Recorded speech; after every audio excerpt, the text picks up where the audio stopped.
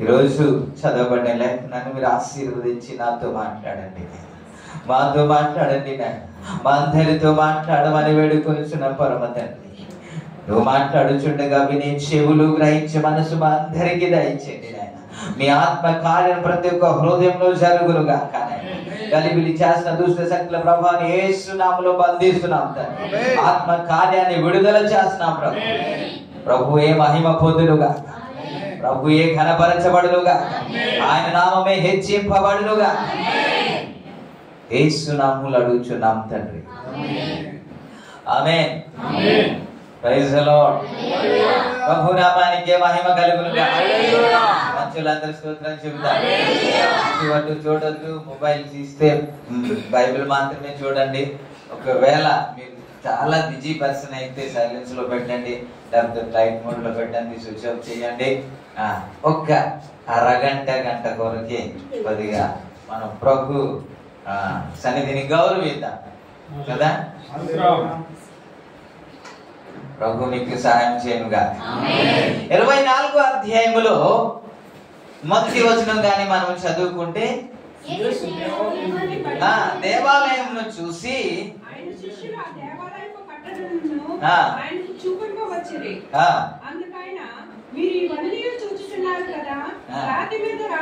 రాతి మీద రాయి ఉండకుండా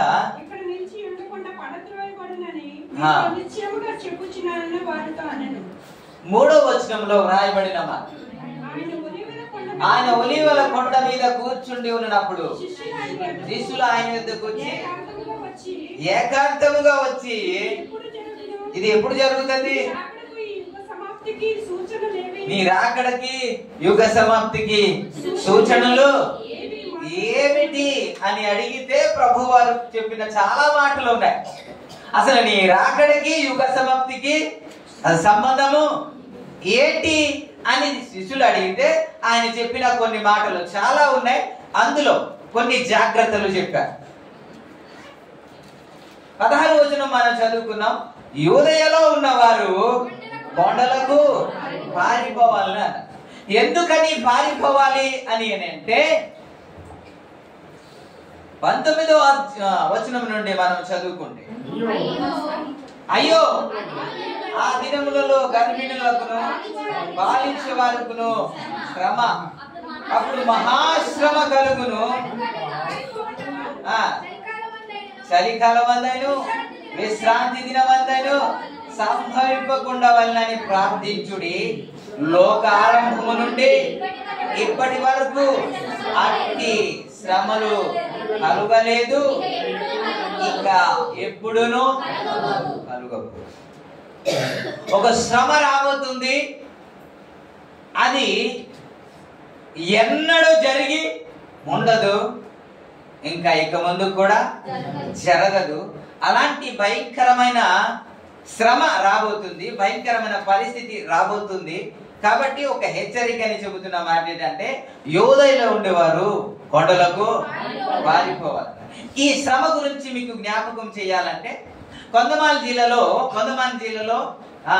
జరిగిన సంఘటన, మీకు ఒరిస్సా ప్రాంతంలో జరిగిన సంఘటన కొంతమందికి తెలిసే ఉంది అనుకుంటున్నా. అక్కడ ఎంత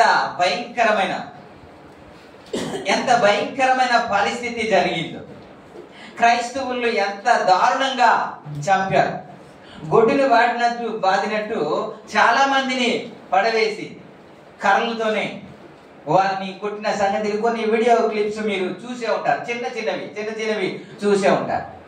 నేను జరిగిన తర్వాత ఒక నెల తర్వాత ఆ ప్రాంతానికి నేను వెళ్ళిన తర్వాత మన చిన్న క్లిప్స్ చూసాం, కానీ ఒరిజినల్ వీడియోస్ వారు చూపించారు. ఒరిజినల్ వీడియోస్ స్త్రీలకి ఎలా వారు కొట్టారు, అమ్మాయిలకి మానభంగం చేసి ఎలా చంపేశారు, గర్భిణీ స్త్రీలకు ఎలా చంపేశారు.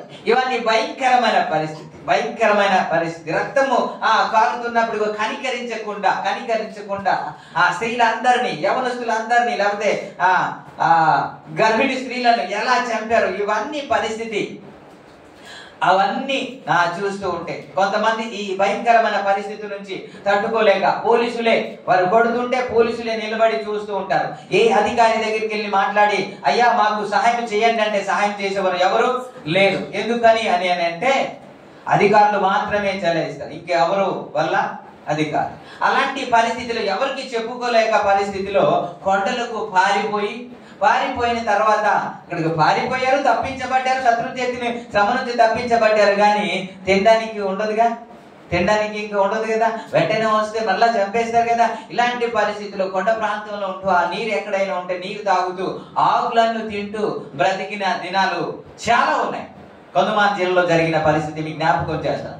అవన్నీ చూసినప్పుడు ఈ భయంకరమైన పరిస్థితి వీడియో రూపంలో వారు కళ్ళ ఎదుట కనపరిచినప్పుడు అయ్యో ఇంత భయంకరమైన శ్రమ, ఇంత కష్టమా క్రైస్తవులకి అనిపిస్తుంటది. కానీ బైబిల్ వాక్యంలో చిన్న చిన్న ఒక రాష్ట్రంలో ఒక ప్రాంతంలో జరిగిన దాని గురించి మనము భావిస్తూ అయ్యో ఇన్ని శ్రమలు, ఇంత భయంకరమైనది అని మనం అనుకుంటే, కానీ యేసు ప్రభు వారు చెప్పిన మాట ఏంటంటే ఇంతవరకు అలాంటి శ్రమ ఉండదు, రాలేదు, మరలా ఉండదు అన్నమాట.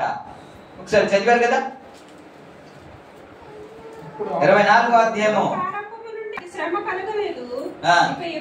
21, లోక ఆరంభము నుండి ఇప్పటి వరకు అట్టి శ్రమ కలగలేదు, ఇక ఎప్పుడును కలుగబోదు అని. మనము చూస్తున్న శ్రమలు మీ కళ్ళ ఎదుట చాలా ఉంటాయి. మీ తర్వాత ఒక్కొక్కటి జ్ఞాపకం చేస్తాను. ఇలాంటి శ్రమ ఎన్ని ఉన్నప్పటికీ కూడా అలాంటి శ్రమలు ఎప్పుడు రాలేదు, ఇంకా కలుగబోదు అన్నాడంటే ఎంత భయంకరమైన శ్రమ రాబోతుంది ఒకసారి ఆలోచించండి. ప్రభునామానికి మహిమ కలుగును. ఇలాంటి భయంకరమైన శ్రమ రాబోతుంది కాబట్టి, ఇలాంటి పరిస్థితి రాబోతుంది కాబట్టి ఏ ఒక్కరు తప్పించుకోలేరు. కాబట్టి ఇలాంటి పరిస్థితి నుంచి తప్పించబడాలి అని అంటే నువ్వు ఏమి చేయాలి అని చెబుతూ 16వ వచనంలో మనం చదువుకున్నాం. ఏంటి అని అంటే యూదయలో ఉండేవారు కొండలకు పారిపోవాలను అన్నమాట మనం చదువుకున్నాం. ఎందుకు పారిపోమన్నాడంటే భయంకరమైన దినాలు రాబోతుంది కాబట్టి, భయంకరమైన శ్రమ రాబోతుంది కాబట్టి, కష్టాలు రాబోతుంది కాబట్టి మనం తప్పించబడాలి అని అంటే ఎక్కడికి వెళ్ళిపోవాలి? ఎక్కడికి వెళ్ళాలి? దేవునికి ఇష్టం.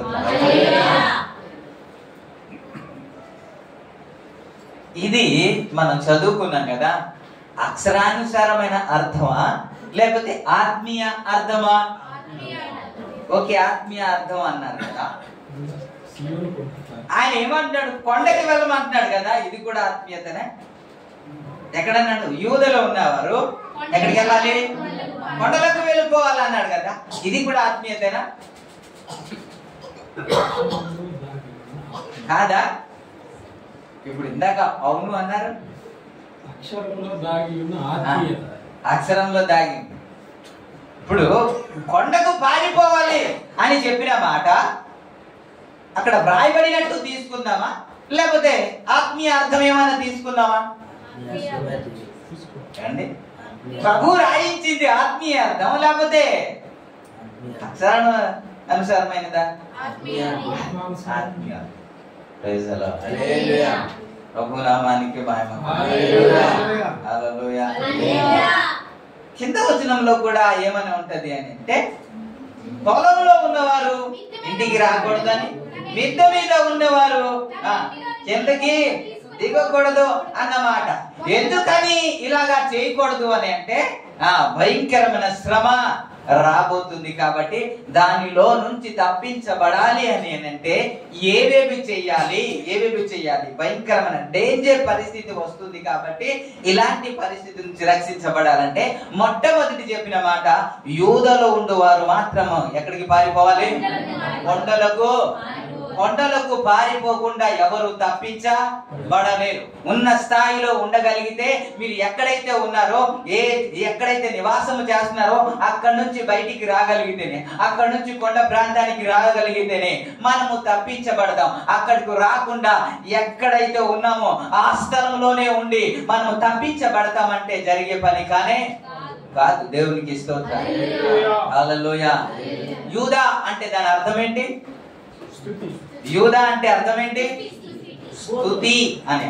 యూదా అంటే యూదయ అంటే స్తుతించే వారిలో, స్తుతించే గుంపులో ఉన్నవారు. ఇప్పుడు ఎక్కడికి పారిపోవాలి? హల్లెలూయా. ఎక్కడికి పారిపోవాలి? స్తుతించే వారులారా. ఒక మాట మీకు జ్ఞాపకం చేయండి. స్తుతి అంటేనే చాలా మందికి ఇష్టం ఉండదు. స్తుతి అంటేనే చాలా మందికి ఇష్టం ఉండదు. నిలబడి స్తుతించాలంటే చాలా మందికి ఇష్టం ఉండదు, ఎందుకో తెలియదు నాకైతే. కానీ ఒక మాట చెప్తాను, ఎవరికైతే ఇష్టం ఉండదో వారు పరలోక రాజ్యంలో ఉండలేరు. ఎందుకని అక్కడ నిత్యము స్తుతియే. యెషయా గ్రంథము 6వ అధ్యాయం 3వ వచనంలో పరిశుద్ధుడు పరిశుద్ధుడు పరిశుద్ధుడు అని గాన ప్రతిగానాలు చేస్తున్నారు అన్నమాట 6:3లో మనము చూస్తాం. పరిశుద్ధుడు పరిశుద్ధుడు పరిశుద్ధుడు అని గాన ప్రతిగానాలు చేస్తున్నారని మన యెషయా గ్రంథంలో చూస్తే, ప్రకటన గ్రంథము 4వ అధ్యాయం 8వ వచనంలో అక్కడ సెకండ్ లైన్ లో మనము చూస్తాం. ఏంటి అని అంటే పరిశుద్ధుడు పరిశుద్ధుడు పరిశుద్ధుడు అని రాత్రి పగలు వారు పాడుచున్నారు, చెబుతున్నారు. సర్వాధికారి దేవుడునకు ప్రభువు పరిశుద్ధుడు పరిశుద్ధుడు పరిశుద్ధుడు అని మానక రాత్రి పగలు రాత్రి పగలు దేవునికి స్తోత్రం.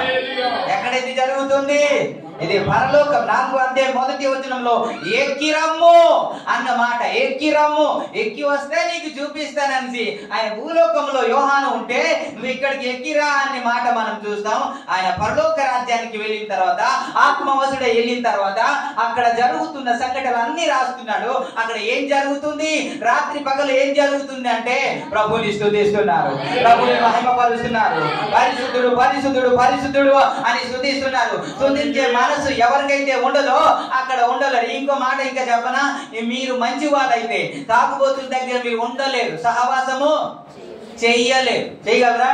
వారేమో తాగుతున్నారు, తాగుతున్న వారి దగ్గరికి నీకు అలవాటే లేదు, అదంటే చిచ్చి అంటావు. అలాంటి వారు వారితో స్నేహము ఎవరు చేయలేరు. అక్కడ కూర్చొని హాయ్ హాయ్ అని మాట్లాడుకోరు. ఎందుకని? అది నీకు ఇష్టం లేదు కాబట్టి. దేవునికి ఇష్టం. నేను అదే చెబుతున్నాను, నీకు అది ఇష్టమైతేనే అక్కడ ఉండగలవు, నీకు ఇష్టం లేకపోతే అక్కడ నుంచి వచ్చేస్తావు.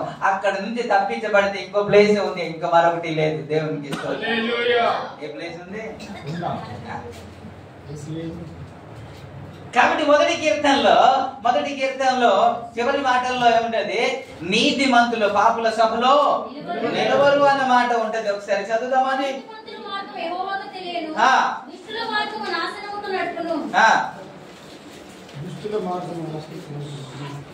అదే ఉందా? నీతిమంతుల సభలో పాపులను నిలవరు అన్నమాట మనం చూస్తాం. వారు నిలవలేరు కూడా.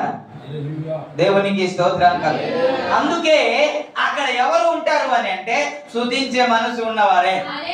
ఎందుకు ఇక్కడ స్తుతిస్తున్నామంటే, ఇక్కడ ఎందుకు ప్రాక్టీస్ చేస్తున్నామంటే అక్కడ రేయి పగలు స్తుతించాలి కాబట్టి. రేయి పగలు చేసే పని ఇంకా ప్రార్థన ఏముండదు, వాక్య పరిచర్య ఉండదు, సువార్త ఉండదు, కరపత్రికలు పంచడం ఏముండదు, ఏముండదు, ఇంకా ప్రభుని స్తుతించడం తప్ప. ఆ అలవాటు ఇక్కడ లేకపోతే అక్కడ కూర్చోలే. అబ్బో అంతసేపా అని అంటారు. ఇక్కడ కూర్చోలేవా లేదంటే అక్కడికి వెళ్ళిపో అంటాడు దేవుడు. దేవునికి స్తోత్రం. అక్కడే ఉండాలి అని అంటే ఇక్కడే ప్రాక్టీస్ చేసుకోవాలి. ప్రభునామానికి మహిమ కలుగును గాక. మనం ఆరాధిస్తున్నాం. ఎప్పుడు ఆరాధిస్తున్నాం అంటే ఆదివారం 2 పాటలు ఆరాధిస్తున్నాం. Praise the lord. అంతేనా?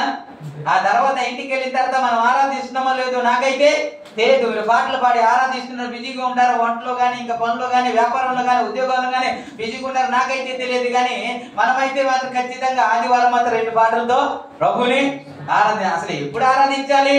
కానీ పాటలు మనం పాడతాం ఏంటి అని అంటే, నేనెల్లప్పుడు. ఇది అబద్ధమా నిజమా? అవునే? ఎప్పుడెప్పుడు పాడుతున్నారు మీరు అని పాడతాం, ఎల్లప్పుడు అంటాం. కానీ ఆదివారం 2 పాటలు పాడడానికి కూడా కాలు చేతులు పీకేస్తాయి. నిలబడలేవు, కూర్చోలేము, ఇంటి అటు ఇటు అవుతూ ఉంటాం, తిన్నంగా ఉండలేవు. ఒకడేమో ఇటు చూస్తుంటాడు, ఒకడేమో అటు చూస్తాడు, ఒకడు మాట్లాడుతుంటాడు, ఒకడేమో మొబైల్ చూస్తుంటాడు. అదే ఆ 2 పాటలకే ఈడేమో అక్కడ ఉంటాడంట. ఎక్కడ? పరలోక రాజ్యంలో. 2 నిమిషాలకి ఇలాగ అయిపోతే మరి రాత్రి పగలు అక్కడ స్తుతించాలి కదా. మరి కాలు చేతులు పీకేవా? నాయన నువ్వు పీకేస్తాయి నాయన, ఇక్కడ ఉండవు నాయన, అక్కడికి వెళ్ళిపో నాయన అంటాడు. అక్కడ చైర్ ఉంటది, హాయిగా కూర్చొని అగ్నిలోనే దేవునికి స్తోత్రం. కాబట్టి అక్కడ నుంచి తప్పించబడాలంటే ఇక్కడే ప్రాక్టీస్ చేసేయాలి. ప్రభునామానికి మహిమ కలుగును గాక. హల్లెలూయా. ఎప్పుడెప్పుడు పాడాలి? మనం ఒక పాట పాడుతాం.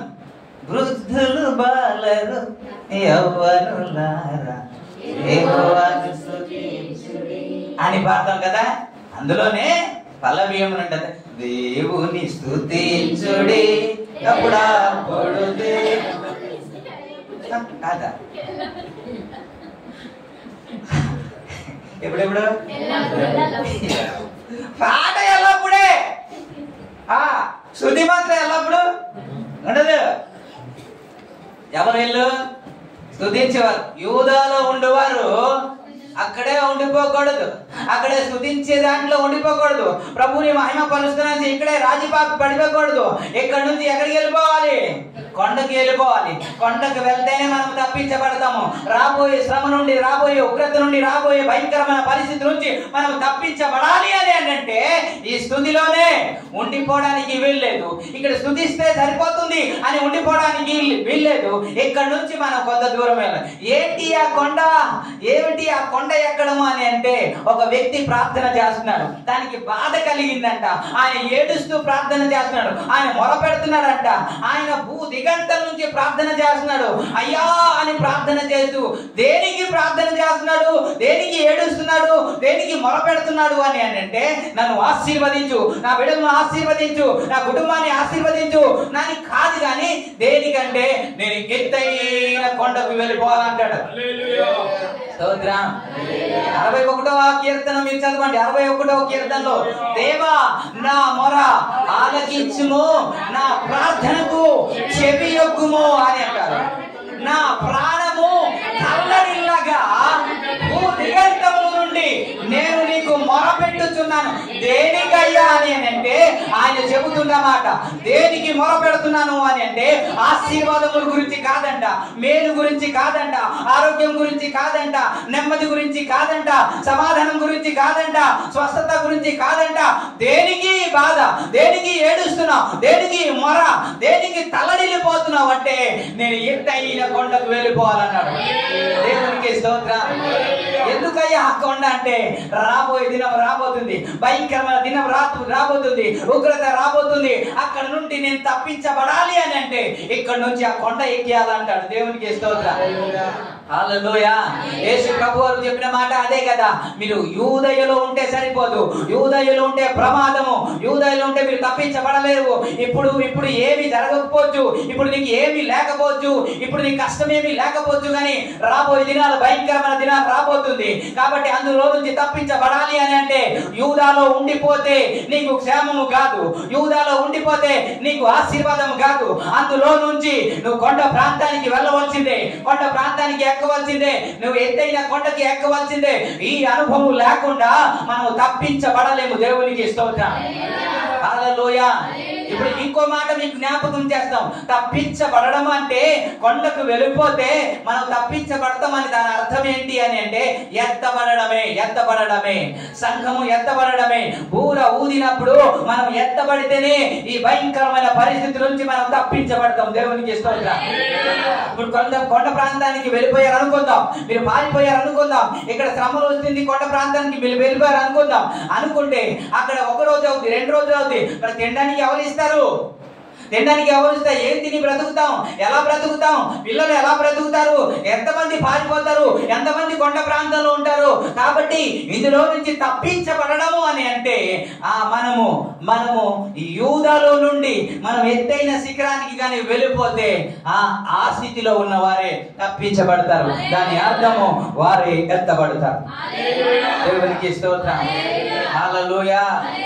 హల్లెలూయా. ఈ కీర్తనకారుడు చెబుతున్న మాట, దావీదుకి స్తుతించే అనుభవం లేదండి. దావీదు కంటే మనం స్తుతించేవారం అండి? దావీదు కంటే మనం దేవుణ్ణి గణపరచడమా? ఆయన కంటే పాటలు పాడగలమా? ఆయన కంటే మనకు రాగం ఉందా? ఆయన కంటే శ్రమంలో కూడా ప్రభుని స్తుతించగలిగిన మనసు మనకుందా? అలాంటి స్తుతించే వ్యక్తి ఇప్పుడు ఏమంటున్నాడంటే, అయ్యా నేను ఇక్కడ ఉండిపోకూడదు, అయ్యా ఇక్కడ ఉండిపోతే నాకు ప్రమాదయ్యా, నేను ఎక్కడికి వెళ్ళాలంటే నేను ఎక్కలేనంత ఎత్తైన కొండకు వెళ్ళిపోవాలంట. హల్లెలూయా. నువ్వు దావీదు ఎక్కలేని కొండ ఏమైనా ఉందండి? ఆయన ఎక్కలేని కొండ ఏది లేదు. ఆయన భౌతికమైన కొండ గురించి మాట్లాడలేదు, కానీ దేని గురించి మాట్లాడుతున్నానంటే ఆత్మీయ కొండ ఎక్కాల. దేవునికి స్తోత్రం. ఎత్తైన స్థలానికి వెళ్ళిపోవాలి. దేవునికి స్తోత్రం. ఇప్పుడున్న పరిస్థితిలో మీరు ఉంటే, ఇప్పుడున్న పరిస్థితులు కానీ మీరు ఉంటే, మీరు ప్రమాదంలో ఉన్నట్టే. దేవునికి స్తోత్రం. హల్లెలూయా. ఇంకో మాట మీకు జ్ఞాపకం చేస్తాను. ఇంకో మాట మీరు సేఫ్ అనుకుంటున్నారు. దేనికి అని అంటే, దేనికి సేఫ్ అనుకుంటున్నారంటే, అయ్యా మేము చర్చికి తరచుగా వస్తున్నామయ్యా, దేవుని సన్నిధికి తరచుగా వస్తున్నామయ్యా, పాటలు పాడుతున్నాం, ప్రభుని ఆరాధిస్తున్నాం, దేవుని వాక్యం వింటున్నాము, ఆమేనంటే పారిపోతున్నాం. అంతకంటే ఇంకేముంది? అది చేస్తున్నాం కాబట్టి మనం పరలోక రాజ్యానికి వెళ్ళిపోతాం, ఎత్తబడతాం అని మీరు అనుకుంటున్నారు. పప్పులో కాలు వేసినట్టే. దేవునికి స్తోత్రం కలుగునుగా. స్తోత్రం అంటారు. హల్లెలూయా. ఎందుకు అంటున్నాను అనంటే, మీ ప్రమాదంలో ఉన్నట్టు సంవత్సరము మొదలుకొని సంవత్సరం వరకు మనం చేసేది ఏంటి? చర్చికి రావడం, వెళ్ళడం తప్ప ఇంకొకటి లేదు కదా. చర్చికి వచ్చి వెళ్ళడం తప్ప ఇంకా మనం ఎదిగేది ఏమీ లేదు కదా. ఏం చేస్తున్నాం చెప్పండి? ఏం ఎదిగాము చెప్పండి? చర్చికి వస్తున్నాము, 2 పాటలు పాడతాం, దేవుని వాక్యం వింటాం, వెళ్ళిపోతాం. అంతకంటే మనం ఎదిగేది ఏమీ లేదు కదా. మరి ఇలాంటి పరిస్థితిలో ఉండి, యూదాలో మాత్రమే ఉండి, ఈ స్థితిలో మాత్రమే ఉండి, ఇదే పరిస్థితిలో ఉండి, ఇదే ఆత్మీయతలో ఉండి, నేను ఎత్తబడతాను, నేను తప్పించబడతాను, ఈ శ్రమ నుండి తప్పించబడతాను అంటే కుదరదు కదా. యూదాలో ఉన్నవారు ఉన్నత స్థాయికి వెళ్ళిపోవడం. దేవునికి స్తోత్రం. హల్లెలూయా. నేను అదే చెబుతున్నాను. నీ ప్రార్థన జీవితం అంత మాత్రమే ఉంటే నువ్వు ఇంకా ఎత్తబడలేవు. నీ పరిశుద్ధమైన జీవితం అంతేగాని ఉంటే నువ్వు ఎత్తబడలేవు. నువ్వు డేంజర్ లో ఉన్నట్టు, నువ్వు రాజీ పడిపోతున్నావు.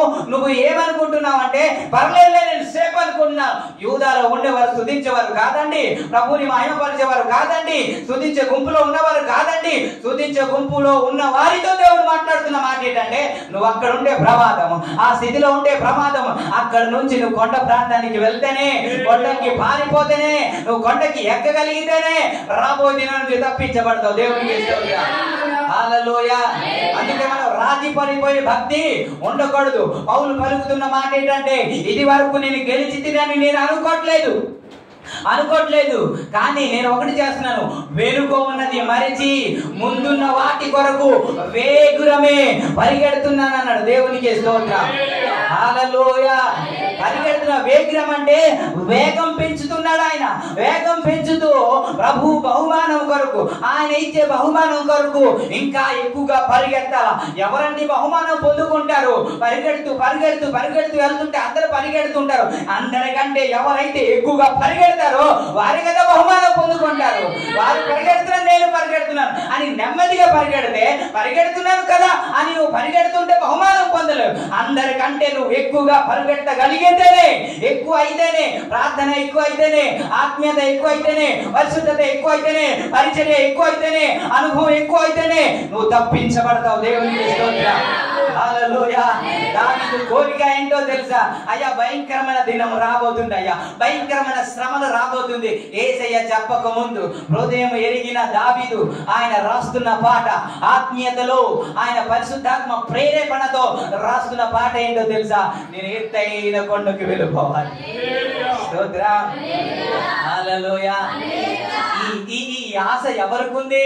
ఈ ఆశ ఎవరికి లేదు కదా. చాలా మంది మనం ప్రార్థన చేస్తున్నాం, ఆ ప్రార్థన పెరిగిందా తరిగిందా మీకే తెలియాలి. పెరిగిందా తరిగిందా? ఇంకా పెరగకపోతేనే ఇబ్బంది అని అంటే, ఇంకా తక్కువైతే ఎంత ఇబ్బంది ఒకసారి ఆలోచించండి. యేసు ప్రభువు చెప్పిన మాట ఏంటంటే, ఇక్కడ నుండి ఎక్కడికి వెళ్ళాలి? కొండకి వెళ్ళాలన్నాడు, కానీ వెనక్కి వెళ్ళాలని కదా. ఎక్కడుంటే ప్రమాదం. ఈ నలుగురు వ్యక్తి మాట్లాడుతున్నారు ఏంటో తెలుసా?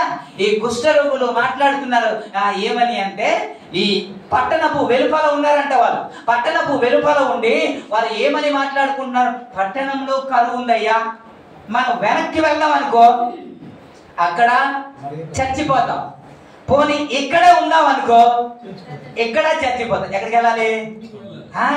మనం ఇక్కడున్నా డేంజరే, వెనక్కున్నా డేంజరే, కానీ వెళ్తే ఎక్కడికి వెళ్ళాలి? దేవుడు చెప్పింది అదే. నువ్వు తప్పించబడాలి అని అంటే వెనక్కి వెళ్ళిపోవడం కాదు, లేకపోతే ఉన్న స్థాయిలో ఉండిపోవడం కాదు, ఎత్తైన కొండకు. హల్లెలూయా. మీరు 24కి 25కి, నేను రిఫరెన్స్ చెప్పలేదు, 24కి 25 సంవత్సరాలకి ఇప్పుడు మీరు కంపేర్ చేసుకోండి. మీరు 24లో మీ ఆత్మీయత ఎలాగుంది, 25లో ఆత్మీయత ఎలాగుంది ఒక్కసారి ఆలోచించండి. అక్కడేమో ఉజ్జీవంగా స్టార్ట్ అయ్యి ఇప్పుడేమో నీరసంగా ముగిస్తారా? ఇలా ముగించేవారు పరలోక రాజ్యానికి వెళ్ళిపోతారా? ఎత్తబడే సంఘంలో ఉంటారా? ప్రార్థన తగ్గిపోయి, వాక్యము తగ్గిపోయి, ఉజ్జీవం తగ్గిపోయి, ప్రోత్సాహం తగ్గిపోయి, ఐక్యత తగ్గిపోయి, ప్రేమ తగ్గిపోయి మీరేమో పరలోక రాజ్యానికి వెళ్ళిపోతామని వెర్రబీగి దేవునితో చెప్పుకుంటారా? ఇలాగైతే మన అందరం వెళ్ళిపోతామా? అదా దేవుడు చెప్పేది? అదా దేవుడు సలహా చెబుతున్నమాట? కాదు కదా. ప్రభు నామాన్ని ప్రార్థనకి వెళ్ళిపోవాలండి. ఎక్కడుంటే ఈ ఆశ చాలా మందికి లేకపోవడమే నాకు బాధాకరమైన. నేను ఒక నిర్ణయం తీసుకున్నా. ఎందుకు ఒక 4-5 రోజులు ప్రార్థన మానేశాను అది చెప్తానన్నా ఇప్పుడు చెబుతున్నాను. ఎందుకు ప్రార్థన? రాసిన పత్రిక 3వ అధ్యాయంలో రాసినట్టు ఆత్మ సంబంధమైన మనుషులతో మాట్లాడినట్టు నేను మాట్లాడలేకపోయాను. ఎందుకు అని అంటే మీరు పసిబిడ్డలే అని మీతో మాట్లాడవలసిన వచ్చాను అన్నమాట. 3వ అధ్యాయం 1 కొరింథీ ఆత్మ సంబంధమైన మనుషుల వలె మాట్లాడినట్టు మీతో నేను మాట్లాడలేకపోయాను. శరీర సంబంధులని క్రీస్తునందు పసిబిడ్డలే అని మాట్లాడవలసింది. అప్పటికి మీరు బలము చాలకపోయినప్పటికీ పాలతో పెంచాను, కానీ ఇప్పుడును మీరు ఆ స్థితిలో లేరా అని మాట్లాడతారు. ఆ స్థితిలోనే, ఇంకా పిల్లవాడి స్థితి, ఇంకా పసిపిల్లాడి స్థితి, ఆ స్థితిలో ఉంటే నాకు చాలా బాధ అనిపించి కొన్ని రోజులు ఆగిపోయి. పెరగాలి, ఆత్మీయత పెరగాలి, ఉజ్జీవం పెరగాలి, పరిశుద్ధత పెరగాలి, ఉన్న స్థాయి నుండి మనం ఇంకా కొండ ప్రాంతానికి వెళ్ళాలి అని ప్రభువు చెబుతూ ఉంటే శ్రమలు రాబోతుంది, భయంకరమైన దినాలు రాబోతుంది, పరిస్థితులు మారుతున్నాయి, ప్రభుత్వాలు మారుతున్నాయి, అన్ని చట్టాలు మారుతున్నాయి. ఇవన్నీ తెలిసి కూడా మీరు ఆత్మీయతలు ఎలా తగ్గిపోతున్నారు? ఇలా తగ్గిపోతూ ఎలా తప్పించబడతాం అని అనుకుంటున్నారు?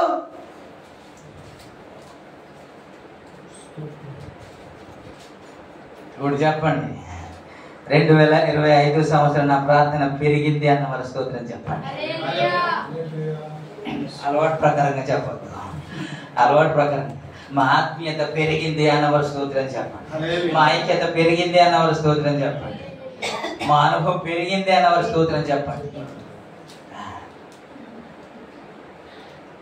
పెరిగితేనే తప్పించబడతామంటే పెరగకుండా అక్కడే ఉంటే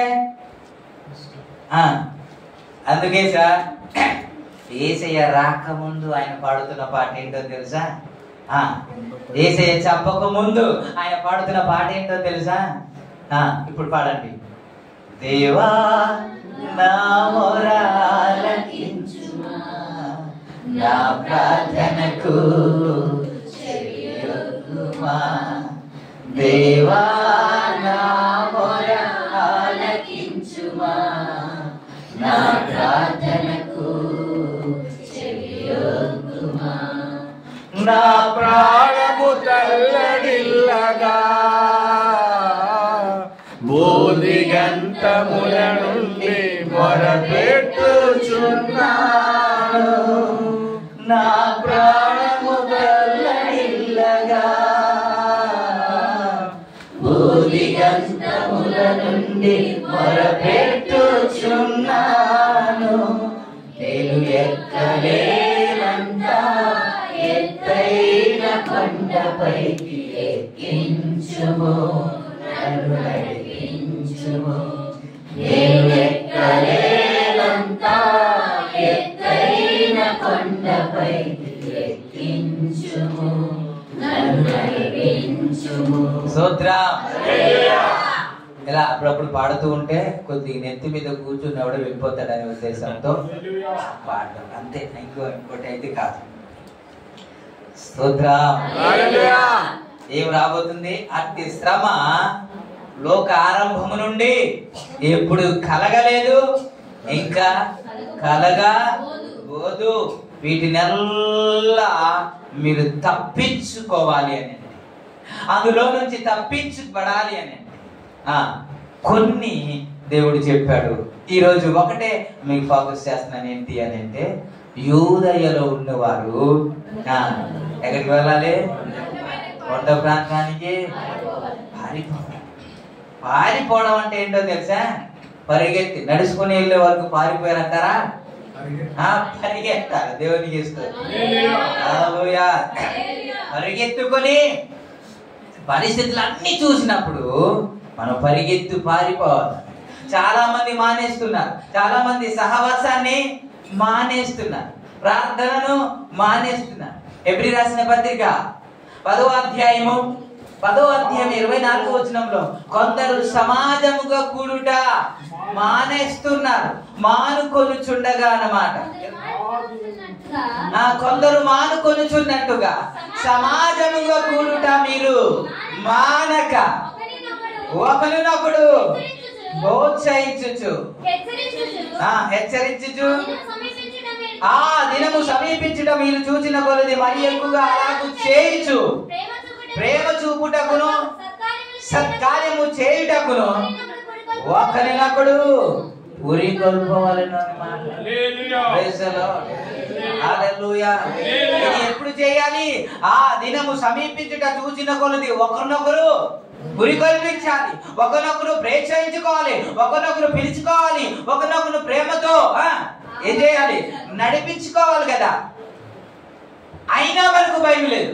ఇలాంటి పరిస్థితి జరుగుతున్నప్పుడు కూడా అయినా మనకి కాస్త కూడా భయం లేదండి. క్రైస్తవులకి అసలే భయం లేదు. మీరు జరగదనుకుంటున్నారేమో.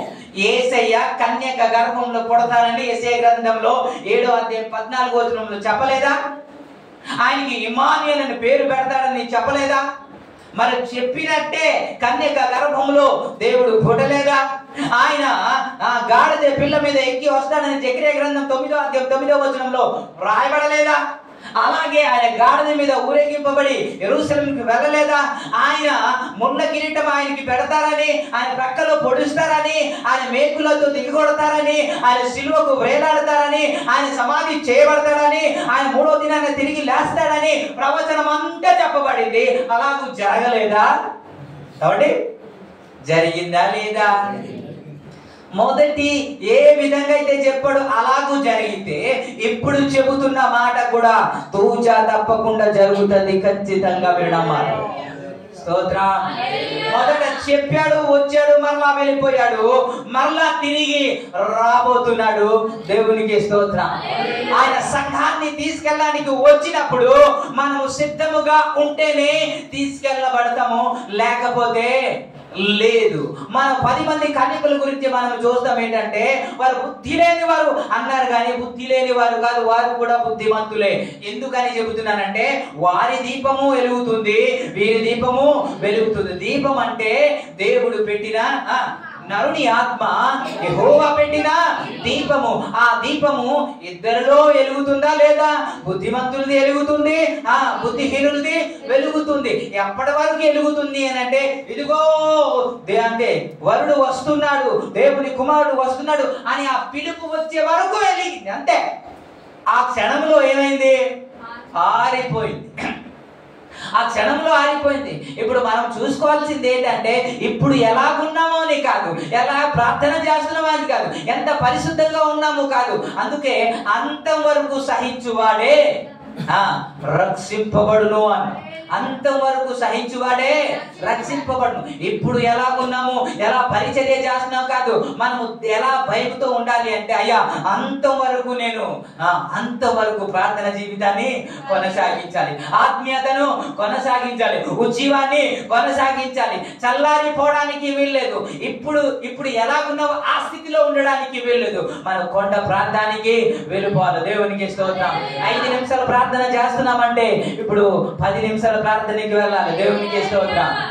మనం ఒక సహవాసానికి వస్తున్నామంటే వారానికి 2 సహవాసానికి మనము వెళ్ళాలి. ఇప్పుడు ఏం చేస్తున్నా, రాను రాను ఏం చేస్తున్నా అంటే, బాధన ఎక్కువ అవుతుంది, బాధ్యత ఎక్కువ అవుతుంది, కుటుంబ బాధ్యత పెరుగుతుంది, ఉద్యోగం పెరుగుతుంది, వ్యాపారం పెరుగుతుంది. కాబట్టి ఇప్పుడు రాను ఎవరినైనా అడగండి, ఎందుకు రాలేదంటే వ్యాపారం కదండి, ఉద్యోగం కదండి, ఉద్యోగం ఉంటది. ఇంకా చాలా మంది ఆలస్యంగా వస్తున్నారు. చెప్పనా అండి, దైవ సేవకుడు అంటే ఏమైనా పరలోకం నుంచి ఊడిపడ్డాడండి?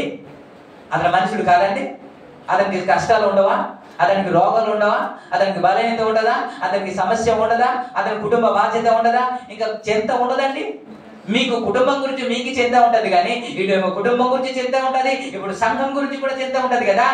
ఏ బిడ్డలో రాకపోయినా, ఒకవేళ వెనుకబడ్డా సరే, ఎవరు ప్రార్థనకు రాకపోయినా సరే, ఎందుకు రాలేదనేసి దాని గురించి కూడా చింత ఉంటది కదా. మీకు ఉండొచ్చు, ఉండకపోవచ్చు, కానీ మీకంటే ఆ దైవ సేవకునికి ఒక చింత ఉంటది కదా. మీకంటే బలహీనత వాళ్ళకి కూడా ఉంటది కదా. మీకంటే అనారోగ్యం వాళ్ళకి కూడా ఉంటది. అయినప్పటికీ కూడా సకాలంలోకి వస్తున్నారు కదా. మీరు అంటారేమో, మీరు సేవ చేస్తున్నారండి, అదే వచ్చేవారం చెప్తా, అదే వచ్చేవారం చెప్తా. ఈ వారం ఒకటి చాలు. ఏమిటి? కొండపు. ఎక్కడికి వెళ్ళాలి? తప్పించబడాలంటే ఎక్కడికి వెళ్ళిపోవాలి? ఎక్కడికి వెళ్ళిపోవాలి? కొండ ప్రాంతం అంటే ఆత్మీయ స్థితిని ఏం చేయాలి? పరిశుద్ధతలో ఏం చేయాలి? మన పరిశుద్ధతను బట్టి ఆయన మహానీయుడట, మనమేమో నీ పరలోకపు తండ్రి పరిపూర్ణుడు కనుక మీరును పరిపూర్ణులై 5వ అధ్యాయము చివరి వచనంలో మత్తయి సువార్తలో మనం చూస్తాం కదా. మీ పరలోకపు తండ్రి ఎవరు? ఆయన పరిపూర్ణుడండి, ఆయన పరిశుద్ధుడండి, ఆయన పరిశుద్ధతలో ఏ లోపము లేనివాడు కాదు. కాబట్టి మీ పరలోకపు తండ్రి పరిపూర్ణుడు కనుక మీరు పరిపూర్ణులై ఉండాలి అని దేవుడు చెప్పాడు. దేవునికి స్తోత్రం. హల్లెలూయా. ఆ విధంగా చెబుతుంటే మనం పరిశుద్ధతలో ఇంకా ఇంకా ఇంకా ఇంకా ఎదగాలని కోరిక లేకపోవడమే. ఇప్పుడు నేను చెప్తాను, యెషయా దర్శనం చూస్తున్నాడు కదా. యెషయా దర్శనం చూశాడు కదా. దర్శనం చూసిన తర్వాత పరిశుద్ధుడు పరిశుద్ధుడు పరిశుద్ధుడు అని పాడుతున్నారు కదా. పాడిన తర్వాత ఇతడికి ఏమైంది అని అంటే, ఇతడు మాట్లాడుతున్న మాట కింద వచనంలో, అయ్యో నేను పాపపు పెదవులు గల మనుషుడను. యెషయా గ్రంథం 6వ అధ్యాయం.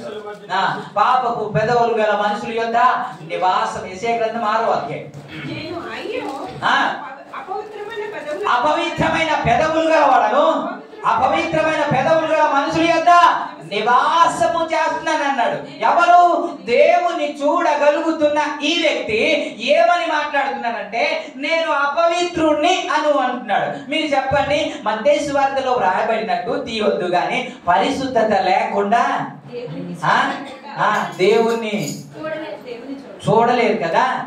చూస్తారా? చూడలేరు కదా. మరి ఇతడు చూస్తున్నాడంటే పరిశుద్ధత ఉందా లేదా?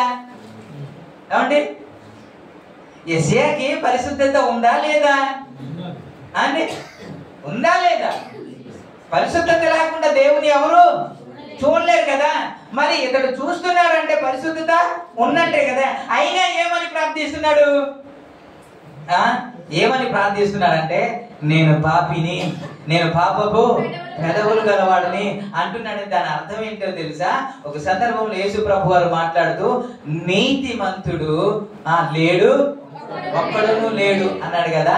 మీరు అనుకుంటున్నారు లేరు అని, ఉన్నారు, కానీ దేవునికి తగినట్టు నీతి లేదు. మీ నీతి నా దృష్టికి మురికి. అంటే మన నీతి ఆయన రేంజ్కి చేరాలి, మన పరిశుద్ధత ఆయన రేంజ్కి, ఆయన అనుకున్న రేంజ్కి మనం చేరాలి. అదే ఈ కోరిక, అదే కోరిక కలిగి ఉన్నాడు దావీదు. ఏంటంటే, నేను ఎక్కలేనంత ఎత్తైన కొండకి. ఆయన ఒక సందర్భంలో మాట్లాడుతూ ఏమన్నాడంటే, జిగట గల దొంగ ఊబిలో నుండి నన్ను పైకి లేవనెత్తి క్రీస్తును బండ మీద నన్ను స్థిరపరచాడు. జిగట గల దొంగ ఊబి ఏంటి? ఆయన బండ మీద స్థిరపరచడం ఏంటి అంటే, ఈ పాపపు స్వభావం నుండి, పాపపు లోకము నుండి ఆయన పరిశుద్ధతలోనికి నిలబెట్టాడు అని అర్థం. Praise the Lord. మరి బండ మీద నిలబెడితే ఇంకా ఈ కోరిక ఇంకా సరిపోలేదు, ఇంకా ఈ ఆశ సరిపోలేదు, నేను ఇక్కడే ఉండిపోకూడదు, ఈ స్థాయిలోనే ఉండిపోకూడదు, ఈ ఆత్మీయతలోనే ఉండిపోకూడదు, ఈ ప్రార్థనలో ఉండిపోకూడదు, ఈ సహవాసంలోనే ఉండిపోకూడదు. రావడం పాడడం వెళ్ళిపోవడం, రావడం పాడడం వెళ్ళిపోవడం, రావడం పాడడం దేవుడి వాక్యం వెంట వెళ్ళిపోవడం, ఇదే చేస్తున్నాగా. ఇదే పరిస్థితిలో ఉంటే మీరు తప్పించబడలేరు, నేను కూడా తప్పించబడలేను. కాబట్టి నేను కొండ ప్రాంతానికి ఎక్కియాలి అనే ప్రార్థన చేస్తున్నాడు, మొరపెడుతున్నాడు, ఏడుస్తున్నాడు. ఇంగ్లీష్ లో ఏడుస్తున్నాడు అన్నమాట ఉంటుంది. ఇంగ్లీష్ లో మొర అని అంటే ఏంటి? దేని గురించి? ఆయన ఎత్తైన పర్వతానికి, ఎత్తైన కొండకు ఎక్కారు. చిన్న మాట చెప్పి నేను ముగించడానికి ప్రయత్నం చేస్తాను. ఒక ఆయన ఉన్నాడు, ఆయనకి 85 సంవత్సరాలు అంట. ఎంత? 85 సంవత్సరాల ముసలోడా యంగా అంటే 85 సంవత్సరాలు యంగ్ అంటావా? కాదా? ముసలోడే కదా. అయ్యా 85 సంవత్సరాలు ఎవరు ఉన్నారు ఇక్కడ? ఎవరు లేరు. 85 సంవత్సరాలు అంట. ఆయన ఏమంటున్నాడంటే, అయ్యా ఇప్పుడు యెహోషువ గ్రంథం 14వ అధ్యాయం తీయండి. యెహోషువ 14వ అధ్యాయము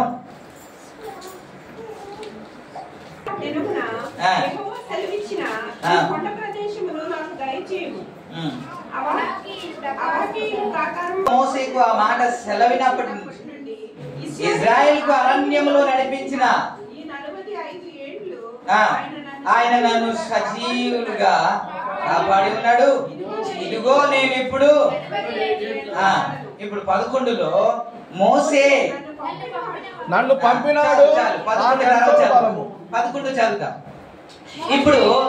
ఇప్పుడు ఓకే, తర్వాత చదువుతా. 11 తర్వాత చదువుతా.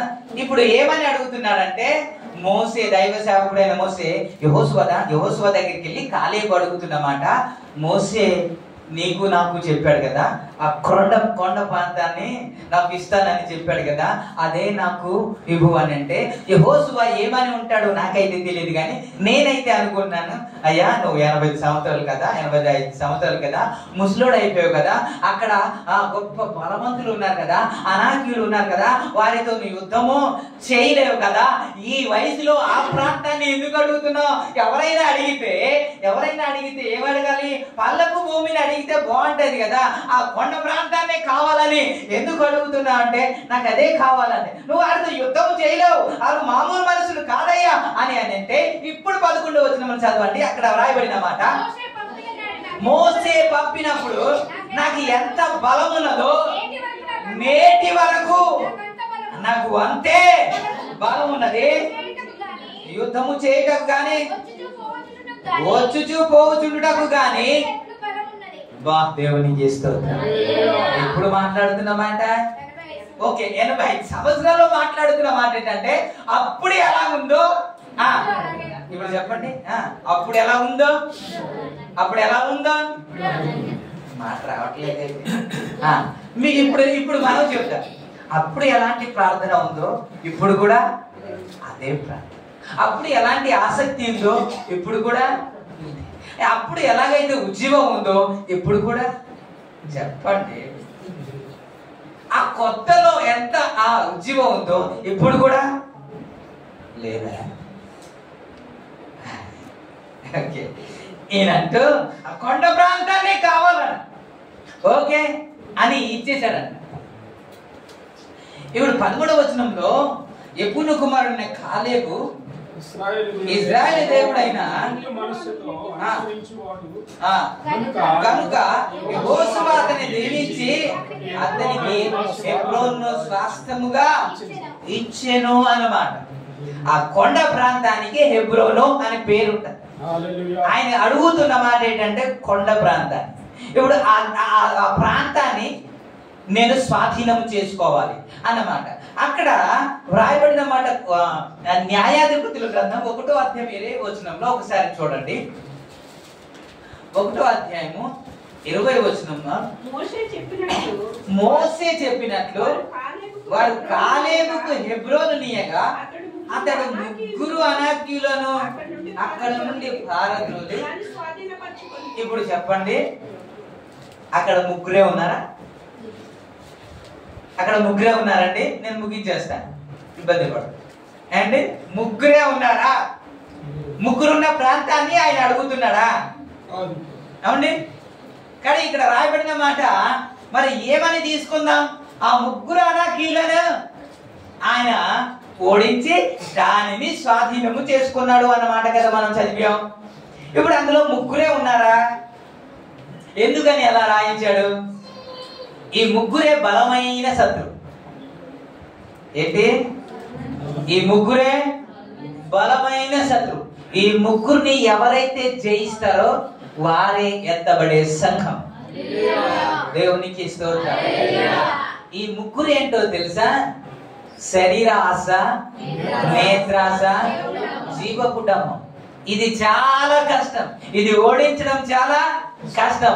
ఇది ఓడించగలిగితేనే కొండ ప్రాంతానికి నువ్వు ఎక్కగలవు, లేకపోతే నువ్వు ఎక్కే పరిస్థితి ఉండదు. మనుషుడు ఈ మూడింట్లో ఏదో ఒక దాంట్లో పడిపోతారు. నేత్రాశకైనా, శరీరాశకైనా, జీవకుటుంబ దేనికైనా పడిపోతారు. ఈ మూడుని జయించిన వాడి కాదు. నువ్వు అది జయించలేవయ్యా, మనుషుల వల్ల కాదయ్యా, అది బలమైన శత్రువయ్యా, నువ్వు జయించడం నీ వల్ల కాదు అని అంటే నేను జయిస్తాను, ఆ కొండ ప్రాంతాన్ని స్వాధీనం చేసుకుంటాను. ఎందుకు అని అంటే ఆ కొండ ప్రాంతానికి నేను ఎక్కగలిగితే నేను తప్పించబడగలను.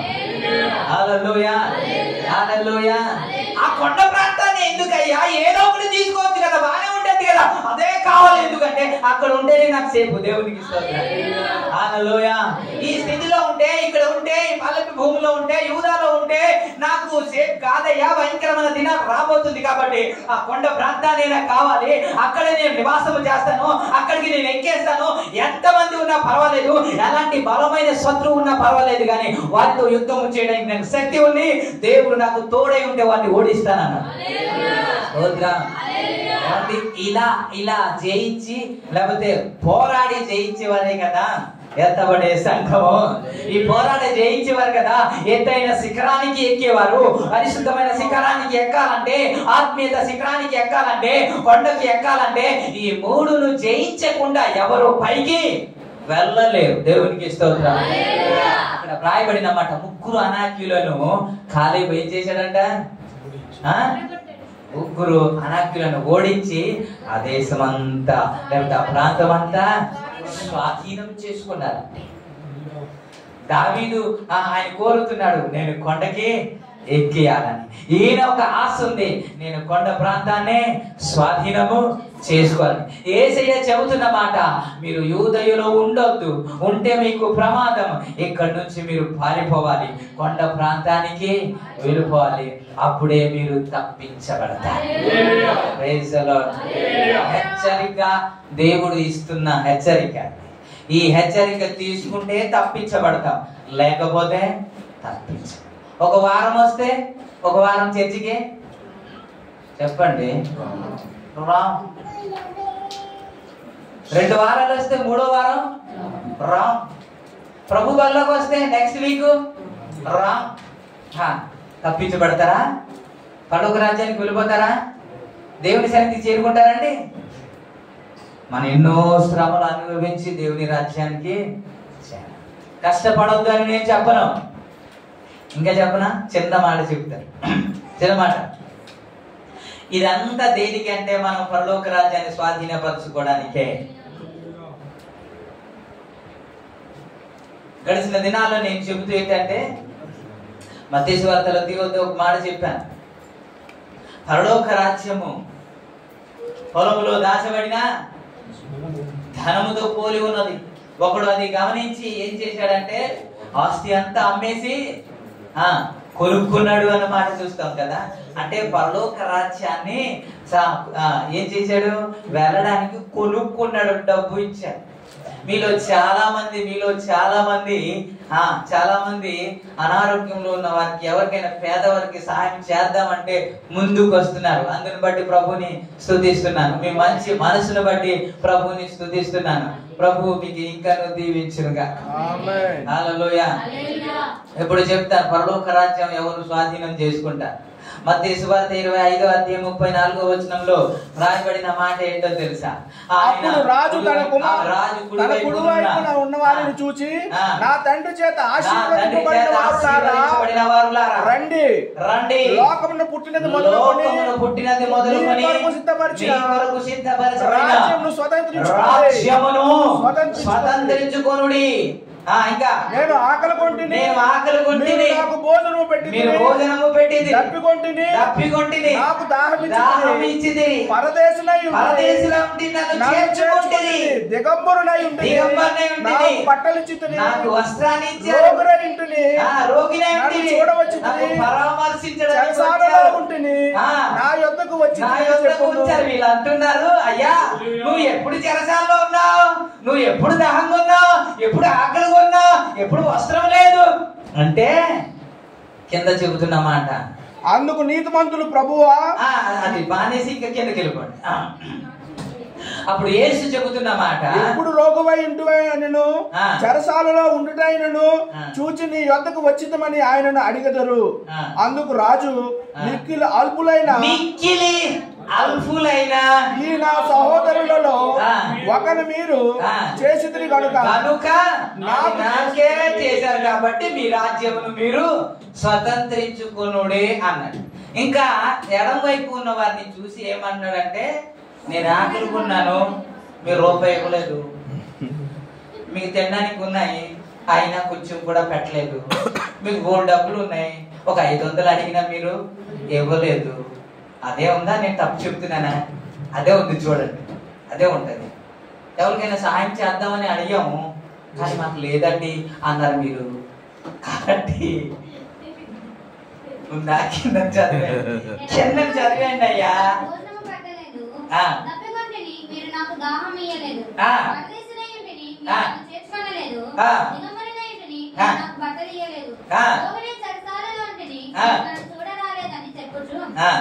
అందుకు వారును, యెహోవా, మేము ఎప్పుడు నీవు ఆకలి కొని ఉండుట అయినను, దప్పుకొని ఉండుట అయినను, పరదేశిగా ఉండుట అయినను, దిగంబరమై ఉండుట అయినను, రోగివై ఉండుట అయినను, సరసాలలో ఉండుట అయినను చూచి నీకు ఉపచారం చేయలేకపోతే అని ఆయనను అడిగిరి.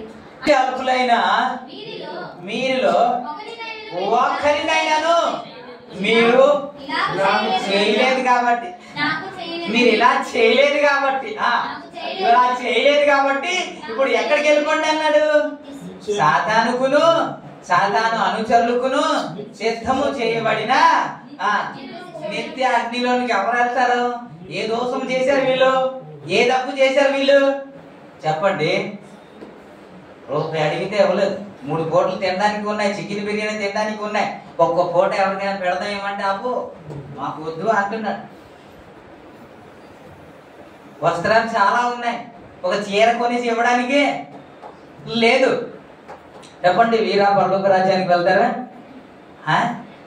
అంత ఈజీ కాదు అని చెప్తున్నాను. దేవునికి ఇస్తారు. అందుకే మనము దేవుడు దీవించిన కొలది మనం ఏం చేయాలి తెలుసా? 3 పూటలు తినడానికి ఎందుకు ఆహారం ఇచ్చాడంటే, ఒక్క పూట కూడా తినడానికి లేని వారు చాలా మంది ఉన్నారండి. మీకు చక్కటి వస్త్రాలు, పట్టు వస్త్రాలు ఎందుకు ఇచ్చాడు తెలుసా? అందులో ఒకటైనా నువ్వు లేని వారికి నువ్వు ఇస్తావేమో అని అండి. దేవుడు వేల కొలది జీతం ఎందుకు ఇచ్చాడు తెలుసా? అందులో ఒక 500 తీసి ఎవరికైనా సాయం చేస్తావేమోనండి. అది కూడా చేయకపోతే పరలోక రాజ్యానికి వెళ్ళిపోతామండి. మనం వెళ్ళిపోతామని మనము చెప్పుకున్నా వద్దా? అందుకే నా బాధ, నా బోధ ఏంటంటే, మీరందరూ పరలోక రాజ్యానికి వెళ్ళిపోవాలి, ఎత్తబడే సంఘముగా ఉండాలని దేవునికి ఇష్టం. ఎత్తబడే సంఘంగా ఉండాలంటే యూదలో ఉండకూడదు, యూదయ నుండి కొండ ప్రాంతానికి వెళ్ళిపోవాలి. అదే స్థితిలో ఉండకూడదు, మనం కొండ ప్రాంతానికి వెళ్ళిపోవాలి. ఉన్న స్థాయిలో ఉండి ఆయన వలలేస్తే చేపలైతే రాదు, అతడు లోతైన అనుభవంలోనికి వెళ్ళిన తర్వాత మాత్రమే చేపలు పడతాయి, ఆశీర్వాదం వస్తాయి. అప్పుడు వరకు రానే రాదు. ప్రభు అలాగూ మీకు చేయునుగా, ఉన్నత అనుభవంలోనికి నడిపించునుగా.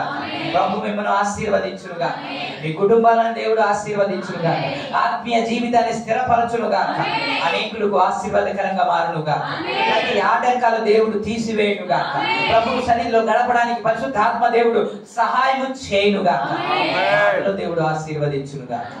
కళ్ళు మూసుకుందాం.